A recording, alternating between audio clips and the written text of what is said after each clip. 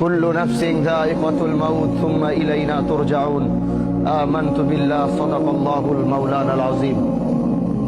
মানুষ তো এরকম রূপ ধারণ করেছে, জানাজার নামাজ যদি মনে করেন 10টায় দেওয়া হয়, আর সেখান থেকে যদি 5 মিনিট অতিক্রম হয় পিছন থেকে বারবার আওয়াজ আসে, আরে ভাই জানাজাটা কেন দেরি করতেছে, তাড়াতাড়ি পড়ান না।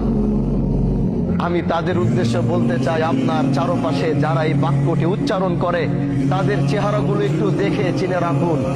আল্লাহর কসম, যেদিন আপনি এখানে, আজকে হোক আর কালকে হোক, 6 মাস পর হোক আর 6 বছর পর হোক, এই একই জায়গায় আপনি এইভাবেই শুয়ে থাকবেন, না আপনার কথা বলার শক্তি থাকবে, না আপনার দাঁড়ানোর শক্তি থাকবে, না আপনার বলার শক্তি থাকবে। ঠিকই একই মানুষগুলো আপনাকে রেখেও তারা তাড়াহুড়া করবে। এটাই হচ্ছে পৃথিবী, আর এটাই হচ্ছে দুনিয়া। এই সবচেয়ে বড় বাস্তবতা থেকে আমরা যতই পালাবো, আল্লাহ তো ঘোষণা করে দিছে, সুম্মা ইলাইনা তুরজাউন। কোথায় যাবা? 7 সাগর 13 নদীর নিচে, 7 সাগর 13 নদী পার করেও যদি তুমি লুকাবা, যেদিন আল্লাহর সাথে তোমার মুলাকাতের সময় আসবে, পৃথিবীর কোনো বাদশা নাই ওদিন তোমাকে আটকাইতে পারবে, পৃথিবীর কোনো ক্ষমতাশীল ব্যক্তি নাই ওদিন তোমাকে ধরে রাখতে পারবে। আল্লাহ যেদিন তোমার মৃত্যুর ঘন্টা বাজাবে, গোটা পৃথিবীও মিলে যদি আল্লাহর বিরোধিতায় লাগে যে না আল্লাহ তুমি চাইছো, আমরা তাকে যাইতে দিব না, গোটা পৃথিবী একাকার হয়ে যাবে, কিন্তু তাও তোমরা সেদিন তাকে বাঁচাতে পারবা না।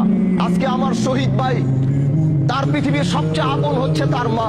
যখন তার মা মৃত্যুর শয্যায় লড়ছিল, উনি তো সন্তান হিসেবে হাজারো চেষ্টা করেছে মাকে বাঁচানোর জন্য।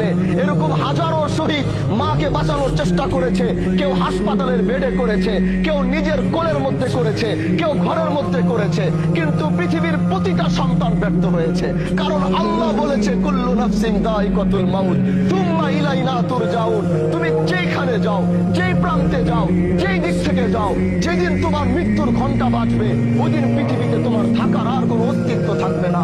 এজন্য ভাই আমার, আসো এই জানাজায় 5টা মিনিট দেরি করো, তাকাও এই লাশের দিকে, তাকাও এই সাদা কাপড়ের দিকে, যাও ওই কবরের দিকে 5টা মিনিট গিয়ে তাকায় থাকো।